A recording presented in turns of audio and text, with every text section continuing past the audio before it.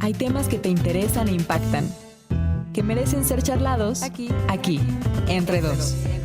Abramos el diálogo, la conversación y la reflexión con nuestra anfitriona, Patricia Betaza.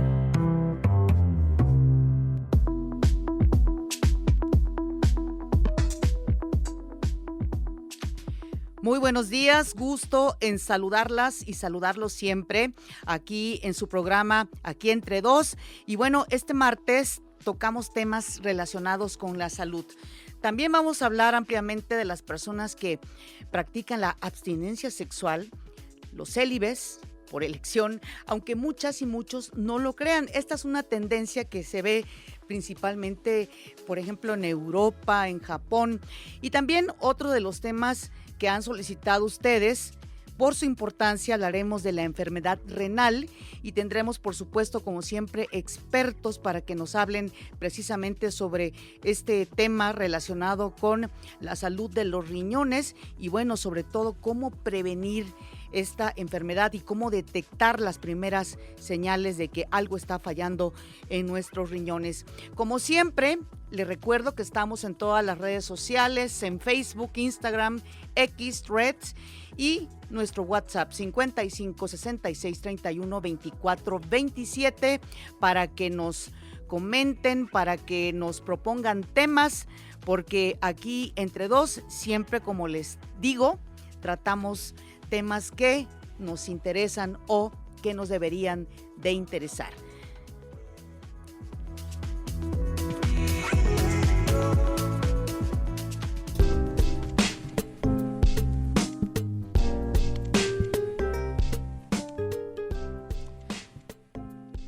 Y durante mucho tiempo el celibato estuvo ligado a la religión católica, pues a la abstinencia sexual elegida. La Iglesia lo impuso a los sacerdotes en el año 1123 para evitar lo que consideraba degradación moral del clero. Bueno, desde entonces estas prácticas se han extendido pues como una especie de sacrificio o castigo en la parte que corresponde a la Iglesia católica, sobre todo. Sin embargo, actualmente muchas personas, sobre todo jóvenes, ven en el celibato pues un estilo de vida, pero además lo practican de manera voluntaria. ¿Usted cree que es posible practicar la abstinencia sexual precisamente de manera voluntaria? Lo invito a que escuche este sondeo que hizo mi compañero Víctor Reyes.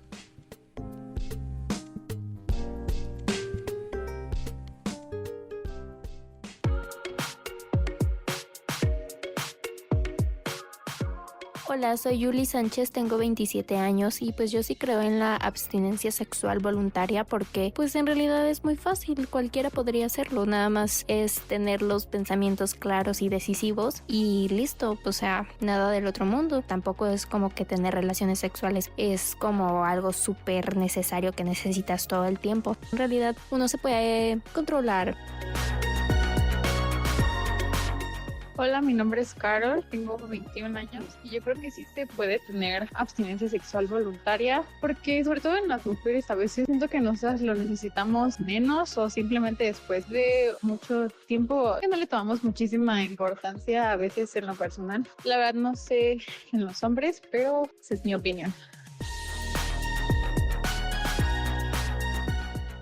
Mi nombre es Heriberto Lascano, tengo 47 años y sí creo en la abstinencia sexual por el hecho de muchas veces uno viene de una separación, un rompimiento y pues sí se puede tener abstinencia sexual. Hola, mi nombre es Yaret Casay, tengo 28 años y sí creo en la abstinencia sexual voluntaria porque yo creo que si somos capaces de controlar nuestra lujuria, somos capaces de controlar absolutamente todo y también de no estar con cualquier persona porque todos somos energía y no creo que sea buena idea intercambiar partes de ti con cualquier persona que se ponga en el camino, así que es muy buena la abstinencia sexual cuando sabes lo que vales y sabes lo que eres. Gracias. Mi nombre es Karen San Juan, tengo 32 años y creo en la abstinencia sexual voluntaria porque pues si no quieres, no y ya.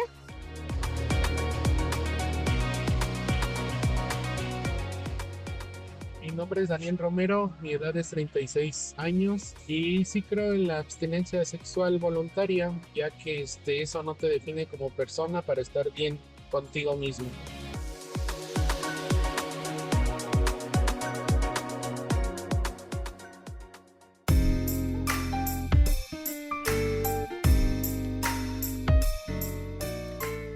Y bueno, la pregunta que nos hacemos es, ¿y a qué se debe que las personas estén practicando el celibato de manera voluntaria? ¿Es una moda? Bueno, Ana María Muñoz nos preparó la siguiente información.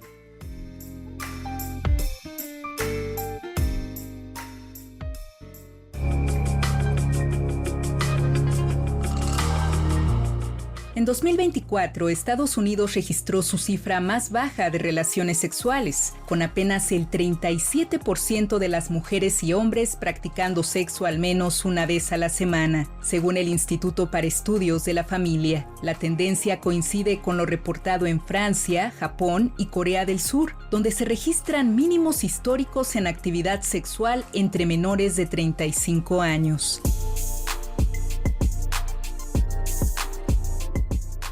La revista estadounidense The Atlantic llama a este fenómeno recesión sexual y se debe en gran parte al celibato voluntario. El celibato voluntario es la decisión consciente y autónoma de abstenerse de tener relaciones sexuales temporal o permanentemente. Los motivos son diversos, desde la educación, la cultura o la religión, hasta violencias vividas en el pasado, el rechazo a dinámicas de citas insatisfactorias o simplemente una mayor prioridad del autocuidado. Para la maestra Ena Heréndira Niño, de la Facultad de Psicología de la UNAM, también ha influido una mayor conciencia sobre las enfermedades de transmisión sexual. Así lo dijo en entrevista para UNAM Global TV.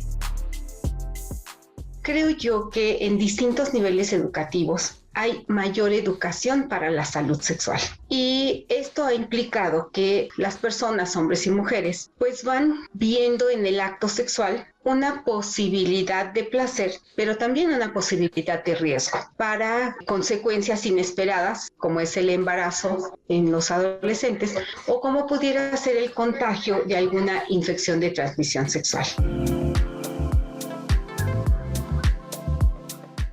Otros especialistas consideran que aplicaciones digitales como Tinder o Bumble, en donde las personas se encuentran para tener citas, han generado un desgaste emocional entre las personas de 20 a 45 años. La sobreoferta de sexo casual rápido ha provocado que las personas sean vistas como mercancía, por lo que muchos jóvenes han optado por el celibato como una manera de desintoxicarse de esa dinámica. Algunas personas quieren evitar la ansiedad y la montaña rusa emocional que significan hoy en día las citas, y por ello han decidido centrarse en su desarrollo personal y profesional. También es importante señalar que el celibato voluntario ha ganado popularidad gracias a que algunas celebridades han dicho públicamente que lo están practicando. Es el caso de los cantantes Lenny Kravitz, Lady Gaga, Justin Bieber y Rosalía, quienes según sus declaraciones eligieron la abstinencia sexual para proteger su energía creativa, enfocarse en sí mismos o sanar tras una ruptura. Vamos a la intérprete española Rosalía. Pero en mi caso, por ejemplo, yo ahora llevo una época de celibato y llevo una época de que cuando tengo mucho trabajo y mucho estrés, por lo que sea, mi libido baja mucho. Así, ¿eh? O sea, a mí me afecta mucho el trabajar a unos niveles muy heavy de exigencia, me hace que mi estrés entonces suba mucho, el cortisol, como que me baja el libido. El celibato voluntario ha dejado de ser visto como una renuncia o un castigo. Ahora es una decisión autónoma y consciente. Sus efectos aún se están explorando, pero sin duda, lo más importante es poder elegir cómo vivir nuestra sexualidad. Para Imer Noticias, Ana María Muñoz.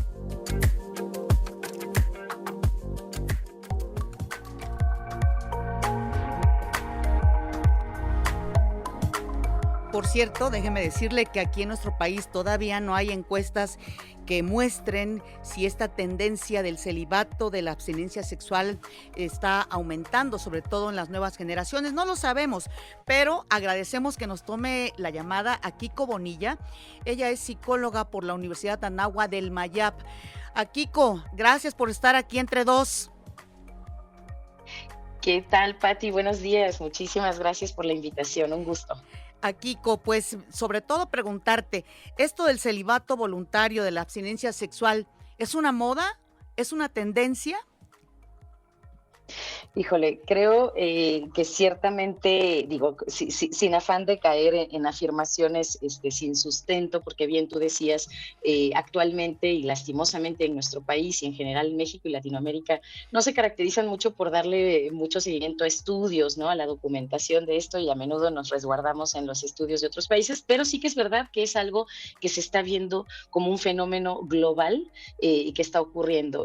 Quiero hacer una acotación ahí para fines académicos. Hoy día, digamos, desde la sexología clínica y desde la sexología educativa, proponemos el uso más bien de la palabra abstinencia sexual, que digamos tiene más este respaldo como clínico, insisto, y educativo, dado que la palabra celibato todavía nos alude un poco a cuestiones pues de algunos sistemas religiosos, ¿no? Entonces nada más hago la acotación, me referiré a abstinencia sexual, pero francamente pues estamos hablando de lo mismo. Y sí, ciertamente esta cuestión, al ser una decisión consciente y voluntaria, la realidad es que poco podríamos apelar a una cuestión, llamémosle biológica, no es un coronavirus que nos está quitando el deseo sexual a las personas. Más bien esta práctica está relacionándose con la autodeterminación de muchas personas. Y bueno, a esto las razones, que mayormente escuchamos es que ciertamente muchas personas pues ya no le están encontrando mucho el beneficio, entre comillas, o la parte disfrutable al intercambio erótico, a las prácticas eróticas con otras personas. Ya más que nada generan un desgaste, generan estrés, además de los riesgos que de por sí se asumen cuando entramos en dinámicas eróticas, ¿no? Se sabe que toda esta carga cultural y que forzosamente tenemos que salir, tener citas, encontrar a la pareja, hacer vida y familia, se vuelve una suerte de estrés que lleva a las personas a estar en esta dinámica del dating o de salir como si fuera algo obligatorio y no como una decisión, lo cual provoca muchísimo estrés. Y entonces desde allí, cuando te topas con relaciones que además son insatisfactorias, que eso también hay que verlo por allí, hay mucho tema le llamamos brecha orgásmica, también, ¿no? Desde la sexología, a esta parte en la que las mujeres refieren pues menor acceso a ese disfrute, a ese clímax, ¿no? Como que las mujeres a menudo han sido más leídas como objeto de deseo, objeto sexual, y no como sujeto activo que disfruta de su placer. Esto creo que ha impactado de alguna manera, ¿no? Y sí, te confieso, esto es a nivel global. No sé, no me quiero seguir de largo, cuéntame, Pati. No, sí, pero es muy interesante lo que nos estás comentando aquí, Kiko Bonilla, porque además, pues tú tienes formación en educación integral en sexualidad humana con respaldo de la Asociación Mexicana para la Salud Sexual, AC. Pues tienes mucho conocimiento y bueno, efectivamente esta abstinencia sexual, escuchábamos en la cápsula de mi compañera Ana María Muñoz, pues mucho tiene que ver también la influencia de las redes sociales. ¿Tú consideras que esto es cierto, Kiko? Pues sí, creo que en general pues el Internet, la llegada del Internet nos trajo la posibilidad de globalizar pensamientos, ideas, información, esta capacidad de estar en tiempo real viviendo algo aquí y al mismo tiempo saber qué está pasando del otro lado del mundo. Por un lado, claro que nos ha traído muchísimas bondades, muchísimos beneficios, pero sí que es verdad que también nos ha movido las conciencias tal vez hacia otras movilizaciones también de acciones, emociones, ¿no? Entonces, sí que es verdad que TikTok, Instagram, ¿no? Distintas redes que se han posibilitado como una plataforma para que las personas compartan lo que están viviendo, sus piensos y la información también que se van topando por allí, pues ha llevado a que esta resonancia colectiva, ¿verdad?, derive en movimientos como esto que estamos ahorita viviendo, ¿no? Que de hecho, déjenme recordar, en el 2024 se vivió precisamente un movimiento fuerte en Corea del Sur, se le llamó el movimiento 4B, esto porque, bueno, en este caso en el idioma, representaría como cuatro nos, ¿no? Serían cuatro nos. Las chicas en Corea del Sur decidieron no matrimonio, no citas, no sexo y no maternidad. Esto con hombres exclusivamente, como una respuesta política, un posicionamiento social y político en oposición, insisto, a la violencia de género, por supuesto a la violencia digital, a las desigualdades salariales, sociales, orgásmicas, en general a todos estos desequilibrios, llevaron a las mujeres a decir, pues ¿saben qué, chavos? Ya me dieron flojera, no queremos salir con ustedes, no queremos tener sexo con ustedes, no queremos maternar, y queremos entonces, y es donde viene una parte interesantísima, que es mujeres redireccionando toda esta energía hacia su autocuidado, porque dicho sea de paso, ciertamente la abstinencia sexual nos habla de evitar o desalentar los encuentros, ¿no?, sexuales con otras personas, en este caso si soy una chica hetero, pues con otros chicos, pero sí que me puedo yo autoerotizar, me puedo dar la oportunidad de darme placer a mí misma, tal vez me consigo mis juguetitos eróticos,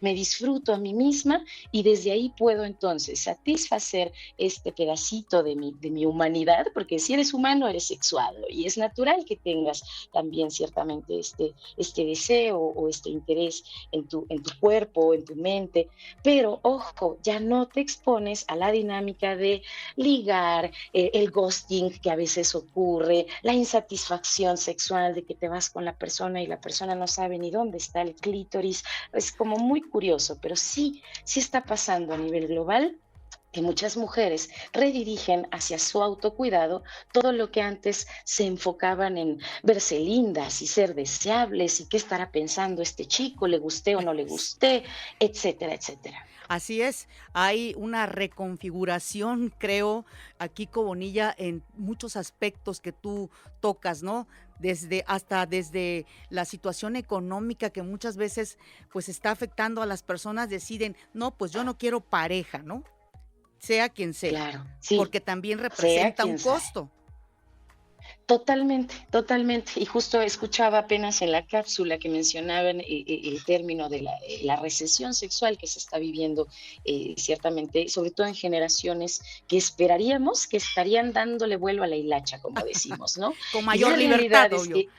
Exacto, ¿no? Y qué curiosidad, están como decidiendo enfocarse en otras cosas, no les interesa tanto, o al parecer no les interesa tanto este plan de vida, ¿no? Hacer pareja y empezar tal vez por allí con estas dinámicas, pero se suma, como bien decías, un tema económico y social. Muchas personas están teniendo profunda dificultad para independizarse económicamente y en términos de vivienda. Entonces, si los altos costos de la renta, si de por sí la inflación y todo pues retrasa la emancipación, ¿no?, de las juventudes, pues ciertamente van a tener también dificultades para encontrar espacios privados en los cuales tener estos encuentros, ¿no?, tener estas prácticas sexuales.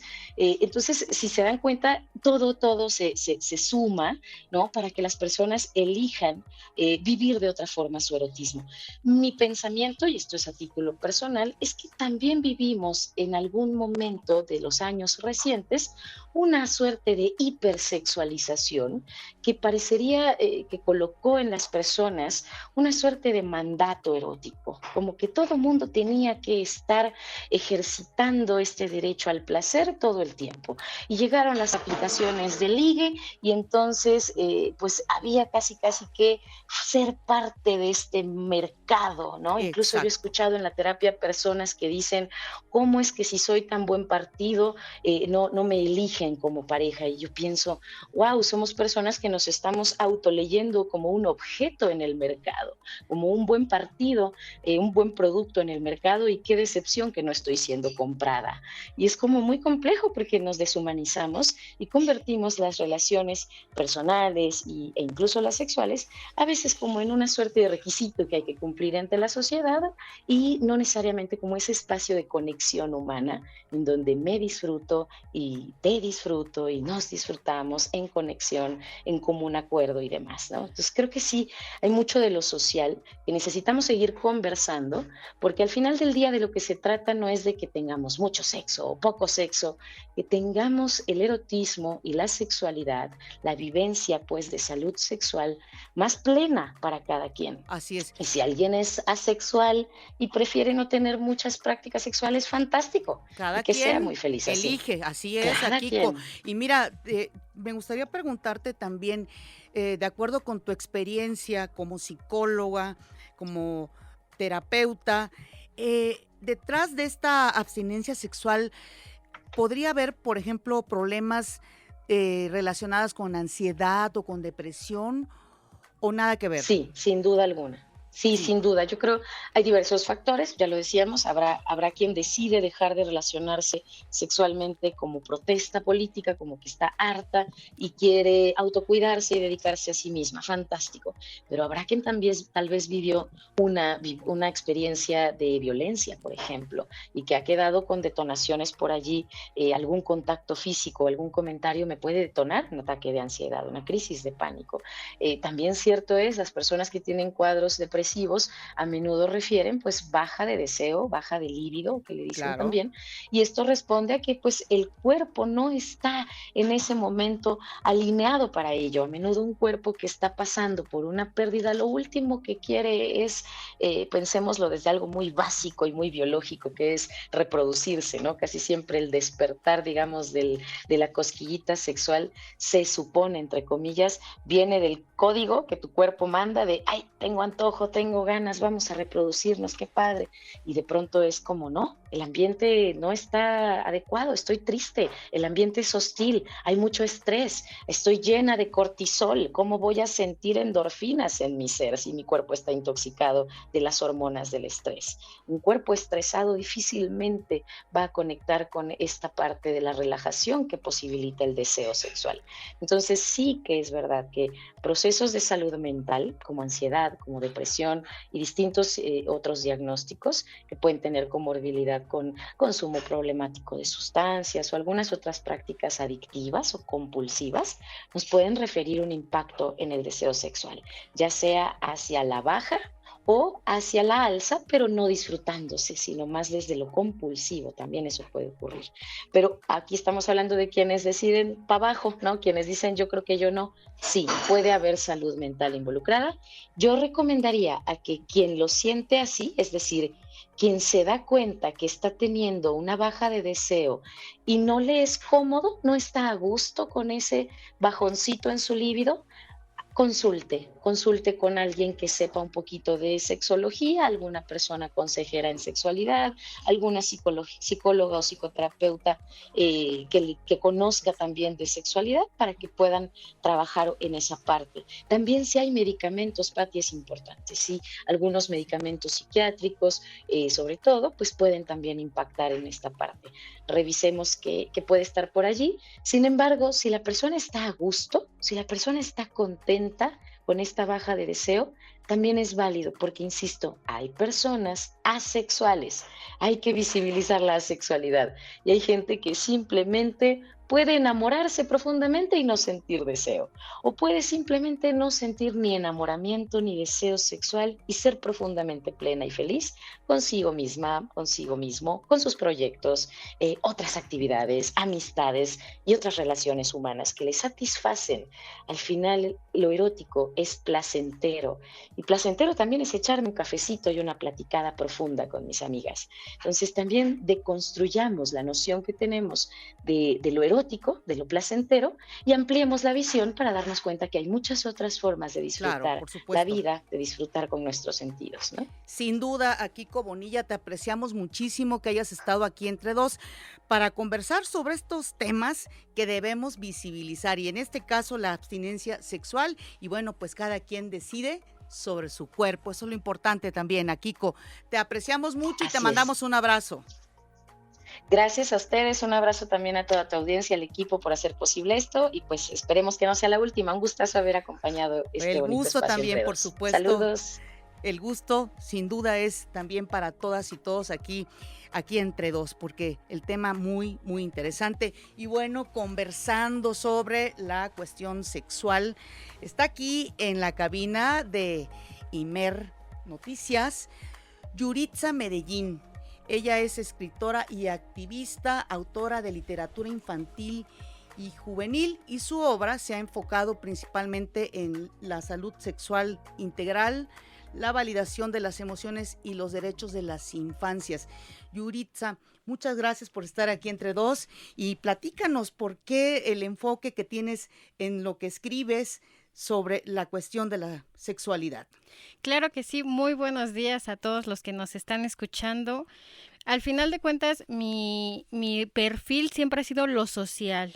Entonces, hablando un poco sobre el celibato, tengo yo que hablar desde mi perspectiva, porque ha sido una perspectiva bastante estudiada, con conocimiento, y cabe resaltar que cuando yo decidí ser celibata, fue por una cuestión más que nada social, que cabe resaltar, a mí me encantaría diferenciar lo que es el celibato de la abstinencia, que es completamente diferente. Eso nos explicaba la psicóloga. Justamente. Justo, que el celibato está muy relacionado con la cuestión religiosa, y la abstinencia sexual pues es otra realidad, ¿no?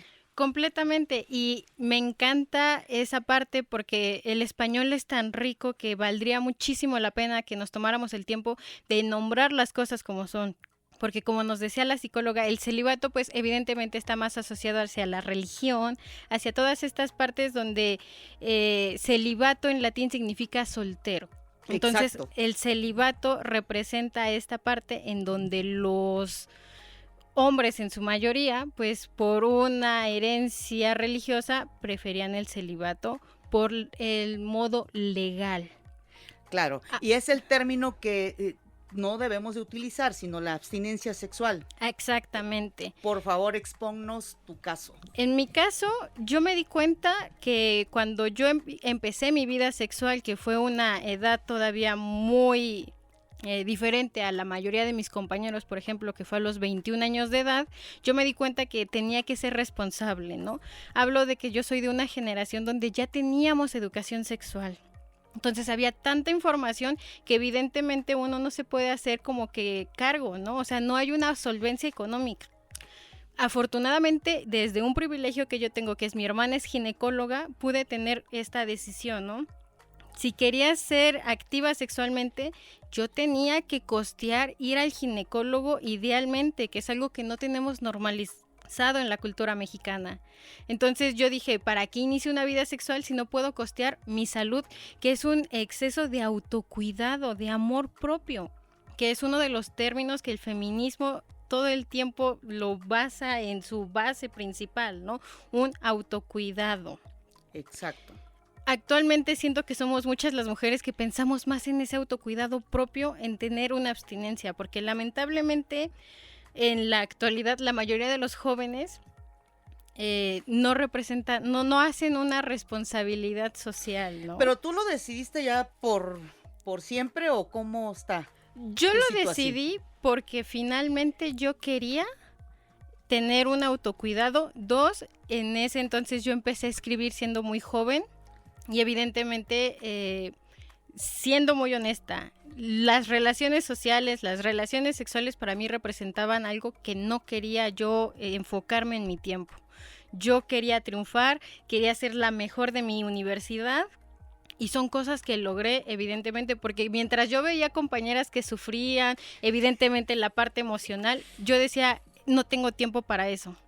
Claro, porque sí afecta emocionalmente el luego estar en situaciones, bueno, que forman parte de la vida, sin duda, ¿no? Tener distintas parejas con las que no necesariamente vas a disfrutar, ¿no? Exacto, sobre todo también hablar de mi posición o mi derecho a elegir que no quería en mi vida, ¿no? Creo que las mujeres estamos en ese tiempo en el que podemos elegir con quién sí, pero también si no queremos, que es una parte completamente importante de tomar esta abstinencia sexual, ¿no? Ya sean las razones que sean por lo social, porque no hay un privilegio como antes mencionaba, ¿no? O sea, el dinero para tener estos encuentros, el tiempo, incluso dentro de nuestras metas. En mi generación nos enseñaron que la abstinencia era únicamente para no tener hijos. Y no necesariamente. Y no necesariamente. Entonces, cuando una mujer se hace propia justamente de su sexualidad, creo que vale muchísimo la pena, ¿no? Que estos temas se saquen a la luz, porque evidentemente vivimos bajo un secretismo. Hablar de sexualidad lamentablemente sigue siendo un tabú que poco a poco las mujeres vamos rompiendo, sobre todo porque no sexualizamos nosotras el lenguaje. Mientras algunos hombres utilizan este tipo de expresiones para insultar o para hacer relaciones de sarcásticas, las mujeres usamos el lenguaje para comunicar nuestra situación actual. Ahora, dentro de tu obra, ¿no? Te has enfocado a lo que tiene que ver con literatura infantil y juvenil. ¿Tocas temas de sexualidad? Estoy ahorita desarrollando un texto porque yo quiero justamente evitar, uno, que los niños puedan elegir, y dos, evitar el abuso infantil, que creo que es algo sumamente importante en México, porque lamentablemente desde el 2010 México está en los primeros 5 lugares en abuso infantil y en producir pornografía infantil. Entonces creo que hablar de sexualidad es algo que tenemos que hablar, obviamente con sus diferentes etapas, pero que finalmente la educación sea integral. Claro, por supuesto, y además educación que debe de comenzar en edad temprana. Es importante tener esta educación. Sí, por supuesto. Al final de cuentas, todo tiene siempre que estar dentro de un giro contextual para que el día de mañana que ya un adolescente quiera decidir, sea completamente informado. Oye, ¿y tú con tus amigas y amigos o amigues de tu edad, que es cuál? 30. ¿Tú conversas sobre el tema de la abstinencia sexual y qué te comentan? ¿Qué te dicen? Cabe resaltar que en mi facultad con mis amigos cercanos fue algo muy bonito porque mi compañera y yo éramos completamente, o sea, no teníamos relaciones sexuales. Un compañero de nosotros se burlaba porque él era súper sexualmente activo, pero hacíamos una buena mancuerna porque yo lo hacía por social, o sea, por políticamente yo decidí mantenerme en abstinencia, y mi compañera, que Jessica, ella decidió abstenerse por religión, o sea, porque ella estaba como que muy cercana a la idea de que quería llegar virgen al matrimonio, ¿no? Entonces, ambas realidades conversaban en un mismo lugar y coexistíamos tranquilamente. Como debe de ser. Claro que sí. Cada quien es libre de escoger lo que quiera de su vida, pero no perder esa conversación tan importante independientemente de cada opinión, cada punto de vista. Claro, el respeto era fundamental. O sea, mi compañero Clemente nos contaba todas sus relaciones sexuales, que muchas ni siquiera tenían vínculo emocional, ¿no? Nosotras como que se nos hacía extraño, pero decíamos, ok, te respetamos porque tú eres así. Entonces fue una amistad bastante bonita, en donde obviamente tanto mi compañera Jessica y yo literalmente teníamos un montón de información, enfermedades sexuales, francamente teníamos un panorama muy alto y finalmente cada una decidió romperlo cuando ella quiso, ¿no? Oye, también te quisiera preguntar, Yuritza Medellín, ¿tú crees que las redes sociales influyen también para que pues muchas personas digan, no, yo no quiero nada? No sé, digo, porque luego hay influencers que te hablan de eso, o gente conocida, no sé. Te lo pregunto a ti por tu generación. Yo creo que sí hay mujeres que todavía quieren pues compartir el celibato o la abstinencia, ¿no? Sobre todo, porque es una libertad que todas tenemos y sobre todo Creo que las redes sociales es un mundo donde un montón de realidades convergen en un mismo sitio y al final de cuentas una persona, yo les recomendaría que no se cierren el camino, que escuchen todas las voces, que sea un diálogo para que en el momento en el que la persona decida sobre su sexualidad sea completamente abierta, pero eso sí, completamente informada, porque al final de cuentas obviamente hay cuestiones médicas que se deben de atender, ¿no? La abstinencia, por ejemplo, cada persona va a decidir en qué niveles van a ser, si van a ser completamente sexual o justamente solo va a ser placentera, porque hay abstinencias que permiten únicamente la masturbación propia, ¿no? Oye, Yuritza, aquí entre dos, ¿tú hablas de este tema de abstinencia sexual de manera abierta con tus compañeros? ¿Es tema de conversación o qué nos puedes comentar al respecto? Sí es tema de conversación porque finalmente siento que somos unos bichitos raros que hablan abiertamente de este tema. Aún hay muchas personas que hablan justamente bajo el tabú, ¿no? A puerta cerrada. Hay todavía adultos mayores que se escandalizan cuando uno va a hablar de su sexualidad abierta. Entonces, sí es un tema como que bastante, que todavía tenemos que manejar y hablar muchísimo con naturalidad para normalizarlo. Claro. Oye, y te quisiera también preguntar aquí entre dos, ¿crees que, por ejemplo, temas de abuso sexual infantil puedan llevarte a esta abstinencia sexual? Podría ser que sí. Al final de cuentas, como activistas de los derechos de las niñas y de los niños y de los adolescentes, o cualquier activista, sí te rompe un poco el alma humana en el sentido en el que decides ya no formar parte de la sociedad, ¿no? Porque ves casos que te terminan rompiendo, que evidentemente sí afectan mucho tu psique y tu erotismo. Sin duda, por eso es importante es que este tema sexual, la educación sexual, siempre esté presente en las conversaciones, porque forma parte de nuestra vida, ¿no? Sí, por supuesto. Al final de cuentas, todo el mundo es sexual o asexual. La sexualidad es algo con lo que el ser humano converge, incluso biológicamente en la naturaleza está presente.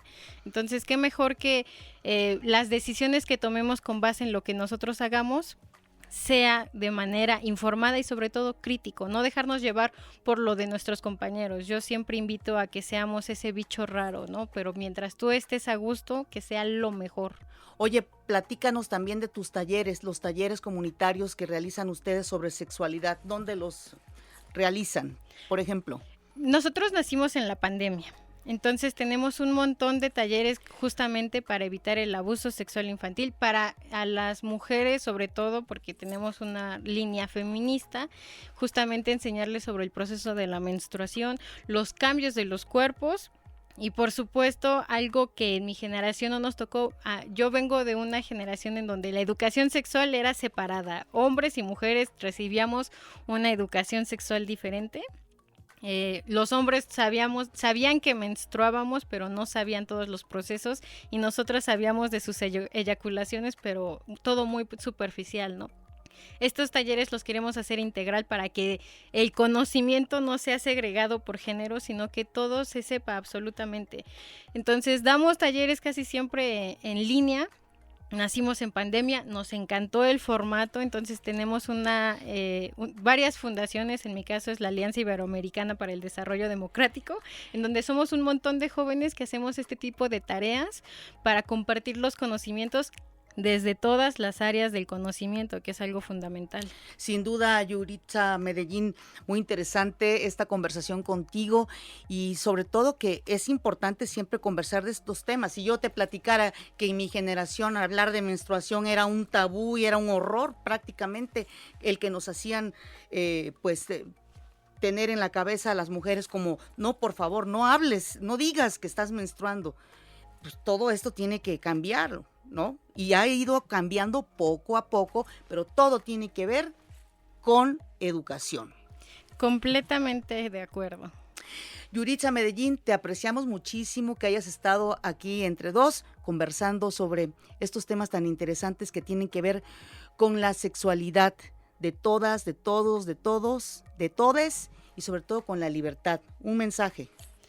Por favor, incomoden hablen y utilicen la voz. Gracias, Yuritza Medellín. Vamos en este momento a una pausa, regresamos aquí entre dos.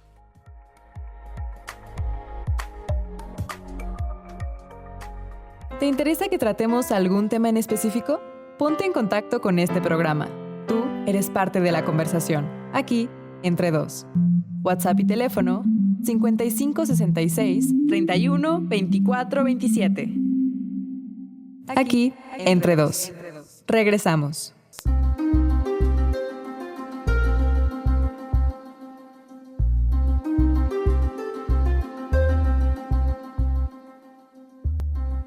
Y sí, aquí en Martes de Salud, en 2025, otro tema muy importante sin duda, la Organización Mundial de la Salud aprobó una resolución que reconoce la salud renal de los riñones como una prioridad de salud pública global. La enfermedad renal causa discapacidad y mortalidad prematura, en parte porque es causa y consecuencia de enfermedades cardiovasculares. Según la OMS, la carga de la enfermedad renal aumenta al mismo tiempo que la de la diabetes y la hipertensión arterial, y también avanza a medida que la población envejece. Nuevamente lo invito a que escuche a mi compañera Ana María Muñoz.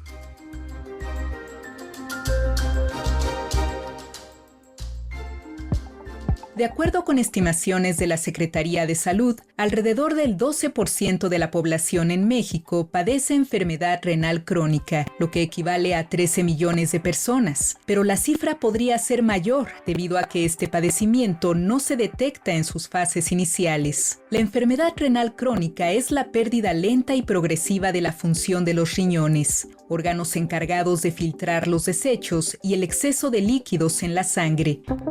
La causa principal es la nefropatía diabética, es decir, el daño en los riñones provocado por los altos niveles de azúcar en la sangre. La segunda causa más común es la nefropatía hipertensiva, es decir, el daño por presión arterial alta. La presión alta no controlada endurece y estrecha las arterias que suministran sangre a los riñones, lo que disminuye el flujo de oxígeno y provoca la pérdida de la función de filtrado. Otra de las causas frecuentes de daño y cicatrización en el tejido renal en el país son los problemas obstructivos, como los cálculos o piedras en el riñón, depósitos sólidos de minerales y sales que se forman en la orina concentrada. Finalmente, otras enfermedades menos frecuentes son la glomerulonefritis, inflamación de los filtros internos del riñón que afecta la limpieza de la sangre, y la poliquistosis renal, enfermedad hereditaria donde crecen quistes en los riñones.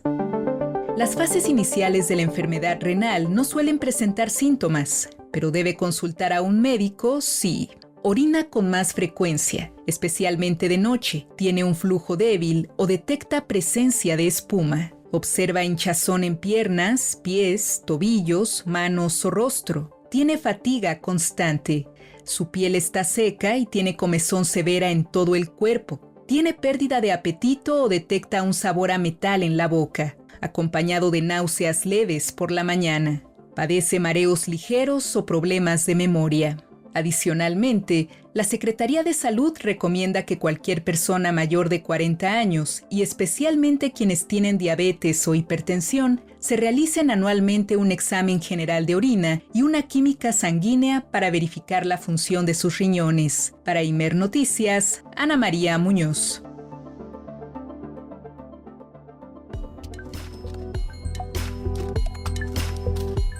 Para ampliar este tema relacionado con la salud renal, agradecemos que esté aquí entre dos el doctor Juan José Salazar. Él es jefe del área de salud renal y servicios auxiliares de tratamiento en segundo nivel de atención en el IMSS. Doctor, gracias por estar aquí entre dos. Muy buenos días. Hola Patricia, buenos días. Un gusto estar contigo para hablar de este tema tan importante y un saludo a todo tu auditorio. Muchas gracias, doctor Juan José Salazar. ¿Qué tan frecuentes son los problemas relacionados con nuestros riñones, doctor? Mira, los problemas renales lamentablemente son cada vez más frecuentes.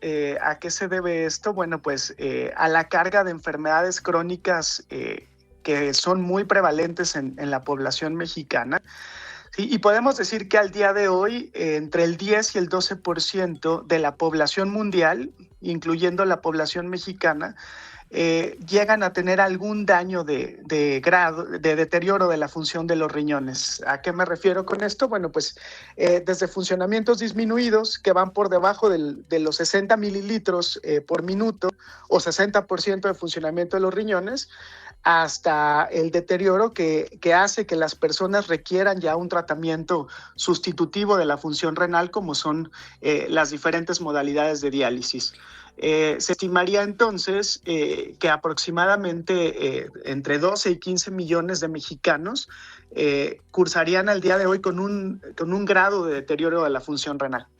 ¿Esto tiene que ver con la edad, doctor Juan José Salazar, o los problemas renales pueden aparecer en etapas tempranas de la vida? Hay una serie de factores muy diversos que condicionan el que la función de los riñones empiecen a deteriorar. Y quisiera empezar justamente con el tema de la edad, ¿no? Después de entre los 35 y 40 años, que es cuando comienza como tal el proceso de envejecimiento, todas las personas, independientemente de que tengamos alguna condición preexistente, alguna enfermedad crónica, a partir de esta edad comenzamos a perder el 1% de la función renal cada año que pasa, y esto solamente asociado al envejecimiento.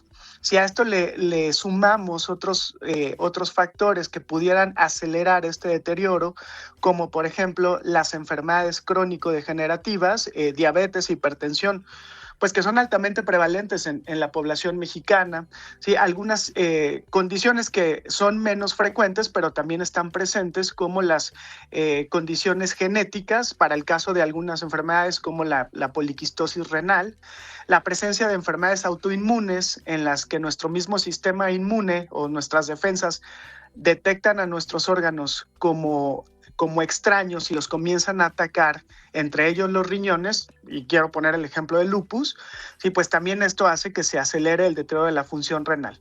A situaciones asociadas a complicaciones del embarazo, como la preeclampsia, la presencia de algunas enfermedades propias del riñón, como son las glomerulonefritis o glomerulopatías, en las cuales pues, los riñones tienen inflamaciones en las células microscópicas y hacen que empiecen a perder proteínas y generar una serie de alteraciones. Bueno, todo esto puede contribuir a que este deterioro esperado de 1% pues sea mucho mayor, o que incluso empiecen a aparecer antes de los 35 años, como manifestándose ya como enfermedades renales.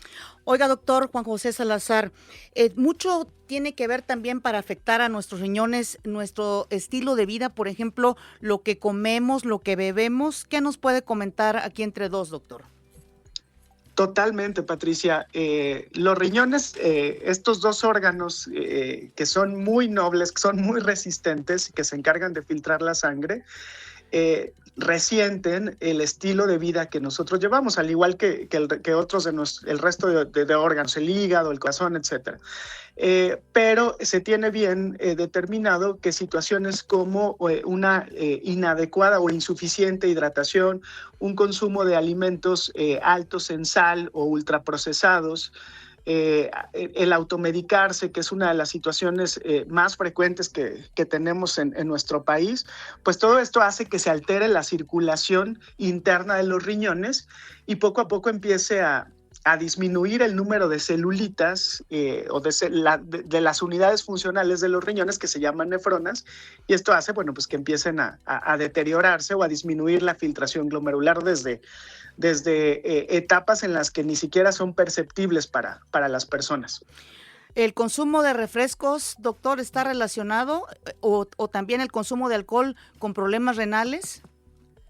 Sí se encuentra relacionado, sobre todo porque se tiene identificado que en el caso del alcohol, se incrementa la producción de una hormona que se llama antidiurética, ¿sí? Y esta hormona lo que nos hace pues es perder agua, entonces pues nos genera una deshidratación que si este consumo de alcohol es constante y repetitivo, bueno pues altera el microambiente de los riñones. En el caso de los refrescos, bueno pues el consumo de bebidas carbonatadas también altera este microambiente, no a nivel propiamente de la circulación, pero sí en el mecanismo o en una de las funciones de los riñones que se encarga justamente de excretar nutrientes y minerales que pueden alterar pues el adecuado equilibrio para que estos riñones funcionen. Ahora, doctor, ¿cuáles son esas señales que debemos de tener en mente y que nos estén indicando algún problema renal, doctor Juan José Salazar? Sí, Patricia, qué pregunta tan importante. Dios, ya lo escuchábamos en la cápsula que sonaba unos minutos antes. Sí. Lamentablemente, la enfermedad renal es una enfermedad silenciosa. Sí, las primeras etapas pueden cursar completamente asintomáticas para todas las personas que llegan a tener un deterioro, lo cual hace que en el momento que comienzan a aparecer síntomas, pues esto nos habla ya de un deterioro bastante avanzado.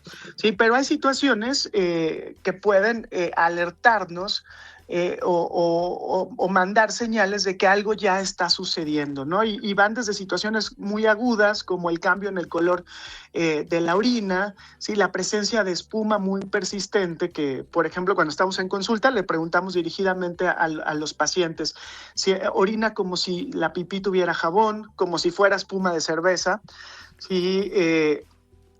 El hecho de que nuestro hábito para orinar esté cambiando, es decir, que empezamos a orinar con mayor frecuencia, con una sensación de que probablemente no vaciamos nuestra vejiga de forma adecuada, ¿sí? Síntomas que comienzan a aparecer ya que el daño pues, es, además de avanzado, irreversible, como la hinchazón de pies, de tobillos o de los párpados conforme va avanzando el día, cansancio, debilidad, dificultad para controlar la presión. Y quiero poner un ejemplo, una persona que a lo mejor es hipertensa de 10, 15 años, que se ha mantenido estable con el medicamento que toma habitualmente y que a partir de cierto momento empezó a tener episodios de descontrol que incluso pudieran llevarlo al hospital, o modificaciones muy rápidas en las dosis de medicamentos para bajar la presión. Etapas ya muy avanzadas, pues ya cuando estamos muy cerca de que los pacientes puedan requerir diálisis, pues palidez, debilidad mucho mayor, intolerancia a los esfuerzos, al ejercicio, la presencia de anemia, obviamente como misma manifestación de la enfermedad renal, entre otras. Doctor Juan José Salazar, finalmente me gustaría que mandara usted un mensaje, ahora sí que a nuestras audiencias, pues sobre todo enfocado a cuidarnos, a prevenir este tipo de enfermedades que además de que son o pueden ser altamente discapacitantes, pues también son costosas. Es correcto, Patricia. Ya la etapa más avanzada de la enfermedad renal, que es la etapa 5, que es cuando el paciente requiere ya una terapia de sustitución renal, dígase diálisis o hemodiálisis, es una etapa no solo costosa, sino desgastante, a pesar de que el tratamiento está hecho para mejorar la calidad de vida de los pacientes y la sobrevida, pues no está exento de situaciones que merman pues esta calidad de vida, y no solo del paciente, sino también de su entorno familiar, de su red de apoyo. ¿A qué voy con esto? Que estas etapas son, a pesar de que son silenciosas, el avance, son bastante prevenibles. ¿Y a qué me refiero con esto? Bueno, pues a llevar un estilo de vida saludable.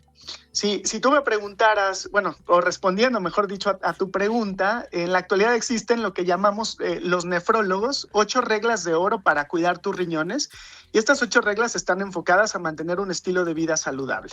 ¿Cuáles son estas 8 reglas? Pues la primera es comer saludablemente. Obviamente, un consumo adecuado y abundante de verduras, de frutas, un consumo moderado de carbohidratos y suficiente de proteínas. ¿Sí? La segunda es mantenerse en forma y activo, realizar actividad física constante y sobre todo una actividad que realmente nos represente un esfuerzo. ¿A qué me refiero con esto? Pues que eleve nuestra frecuencia cardíaca para que se considere un ejercicio eficiente. El dejar de fumar para las personas que tienen este hábito. consumir o mantener una hidratación adecuada, y es algo que pues constantemente repetimos los médicos: 8 vasos de agua o mínimo 2 litros de líquidos al día. Las personas que cuentan ya con enfermedades crónicas como diabetes e hipertensión, que serían las 5 y las 6, es controlar los niveles de glucosa y controlar los niveles de presión arterial, obviamente con dieta, ejercicio y el consumo de medicamentos. El séptimo es checar la función renal en caso de tener factores de riesgo como estas enfermedades, algunas cuestiones genéticas, y afortunadamente esta forma de checarlo pues ya está al alcance de la mayoría de la población y se hace a través de un estudio de laboratorio que se llama creatinina sérica. Y finalmente la octava, que es súper importante, es no automedicarse, evitar el consumo excesivo de antiinflamatorios, que al día de hoy son los que representan como medicamentos de consumo libre y de automedicación el mayor factor de riesgo entre los medicamentos para dañar el funcionamiento de nuestros riñones. ¿Cómo cuáles, doctor? Así. Los antiinflamatorios que podemos adquirir en la farmacia de venta libre, como son el ibuprofeno, como son el naproxeno, el ketorolaco, el diclofenaco. Estos medicamentos que pues podemos comprar y que podemos tomarnos un día para un dolor de cabeza, para un dolor de huesos, para una contractura muscular, ¿no? Y que usualmente pues los tenemos incluso seguramente en nuestras casas, claro, para en caso de que me dé. Así es, doctor. Doctor Juan José Salazar González, jefe del área de salud renal y servicios auxiliares de tratamiento en segundo nivel de atención en el IMSS, muchísimas gracias por haber estado aquí entre dos. Le mandamos un abrazo. Muchas gracias, Patricia, igualmente, y un saludo nuevamente a tu público. Muchas gracias al doctor Juan José Salazar, sobre todo por sus recomendaciones. Importante, sí, cuidarnos, comer lo más sano posible y movernos, porque eso abona a nuestra salud con el paso de los años. Bueno, gracias a todas y todos, gracias especialmente a mis compañeras y compañeros Gema Hernández, Gabriela Polinar, Ana María Muñoz, Verónica Basurto, Cristina García y Alberto Morales. Gracias a todos, todas y todes.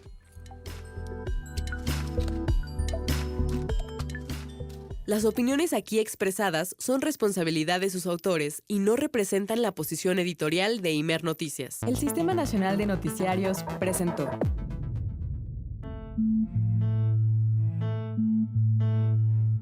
Hay temas que te interesan e impactan, que merecen ser charlados aquí, entre dos.